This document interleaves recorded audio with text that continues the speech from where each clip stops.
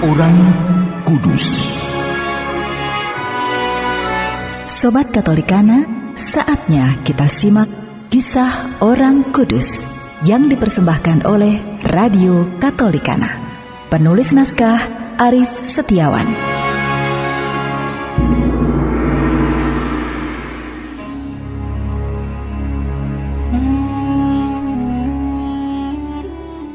Saudara-saudari, hari ini kita akan mengikuti perjalanan Santo Adalbertus, seorang uskup dan martir.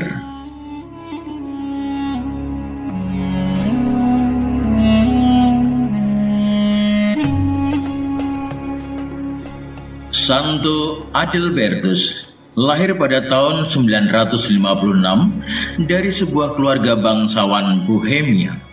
Ia memilih nama Adalbertus pada waktu menerima sakramen Krisma dari gurunya Santo Adalbertus dari Magdeburg. Pada tahun 983, walaupun baru menerima tahbisan subdiakon, Adalbertus muda ini dipilih dan ditahbiskan menjadi uskup.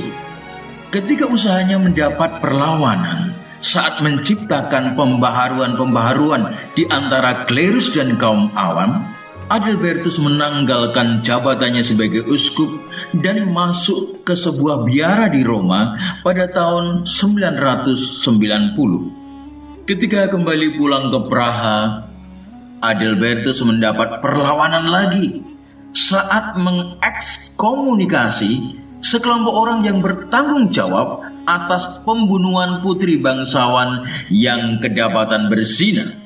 Akibat perlawanan itu, Adalbertus untuk kesekian kalinya pergi lagi ke Roma. Tetapi para pemimpin gereja menasihatinya agar Adalbertus kembali ke keuskupannya meskipun keadaan di Praha belum begitu aman. Kemudian, atas permintaannya, Adalbertus diperbolehkan pergi ke Pomerania, Polandia Barat untuk berkarya sebagai seorang misionaris di antara orang-orang Prusia. Di tempat itu pula Adalbertus menemui kematiannya. Adalbertus dibunuh oleh orang-orang Polandia tepat pada tanggal 23 April 997. Oleh gereja, Adalbertus dihormati sebagai seorang martir.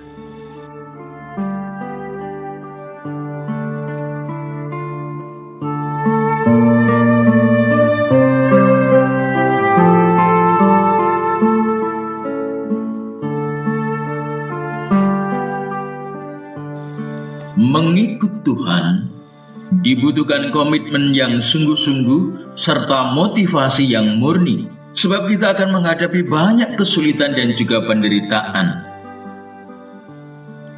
Sebab kepada kamu dikaruniakan bukan saja untuk percaya kepada Kristus, melainkan juga menderita untuk Dia. Tuhan tidak pernah berjanji kalau kita mengikut Dia, perjalanan hidup kita akan bebas hambatan. Bahkan murid-muridnya yang senantiasa bersama dengannya juga mengalami apa yang disebut dengan masalah atau kesulitan. Perihal ujian dan percobaan yang kita alami, Yakobus pernah berkata, "Saudara-saudaraku, anggaplah sebagai suatu kebahagiaan apabila kamu jatuh ke dalam berbagai-bagai pencobaan, sebab kamu tahu bahwa ujian terhadap imanmu itu menghasilkan ketekunan." Dalam Injil Markus bab 4 ayat 40 disebutkan, "Mengapa kamu begitu takut? Mengapa kamu tidak percaya?" Tidak seharusnya para murid takut karena ada Yesus di tengah-tengah mereka.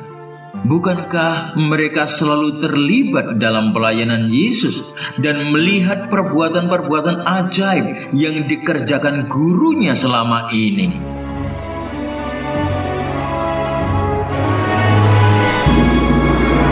Demikian kisah orang kudus hari ini.